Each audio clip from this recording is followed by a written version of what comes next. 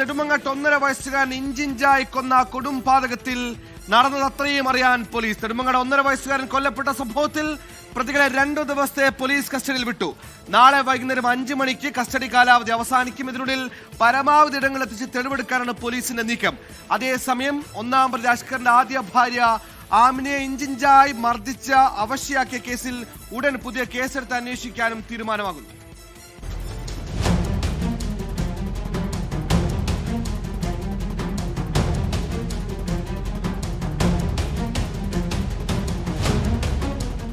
Nedumangad SC/ST കോടതിയിലാണ് custody അപേക്ഷയിൽ വാദം കേട്ടത്. കേസിൽ റിമാൻഡിലുള്ള 1.5 വയസ്സുകാരൻ അർഷദിന്റെ അമ്മ അഖിലയും പങ്കാളി അഷ്കറിനെയും 5 ദിവസത്തേക്കാണ് പോലീസ് കസ്റ്റഡിയിൽ ആവശ്യപ്പെട്ടിരുന്നത്. നിലവിൽ 2 ദിവസത്തെ കസ്റ്റഡിയാണ് കോടതി അനുവദിച്ചത്.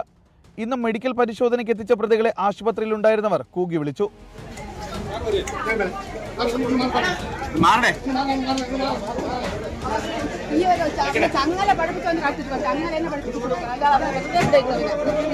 നേരത്തെ തെളിവെടുപ്പിനെത്തിച്ച സമയത്ത് അഷ്കറിനെതിരെ നാട്ടുകാർ കയ്യേറ്റം ചെയ്യാൻ ശ്രമിച്ചിരുന്നു. ഈ സാഹചര്യത്തിൽ കോടതി പരിസരത്ത് കനത്ത സുരക്ഷയാണ് ഒരുക്കിയിരുന്നത്.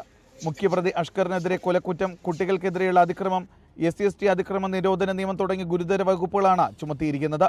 കുറ്റകൃത്യത്തിന് ഒത്താശ ചെയ്തതിനും പ്രേരണ കുറ്റത്തിനും അമ്മ അഖിലയ്ക്കെതിരെയും വകുപ്പുകൾ ചുമത്തിയിട്ടുണ്ട്. അതേസമയം കേസിലെ പ്രതിയായ അഷ്കറിനെതിരെ സ്വന്തം കുടുംബം തന്നെ രംഗത്തെത്തി. അഷ്കർ കുഞ്ഞിനെ നിരന്തരം ഉപദ്രവിക്കാറുണ്ടായിരുന്നുവെന്ന് അമ്മയും സഹോദരിയും വ്യക്തമാക്കി. ഭക്ഷണം കഴിക്കാൻ വിസമ്മതിച്ചതിന് പോലും കുഞ്ഞിനെ അഷ്കർ അതിക്രൂരമായി മർദ്ദിച്ചിരുന്നു. 24 തിരുവനന്തപുരം.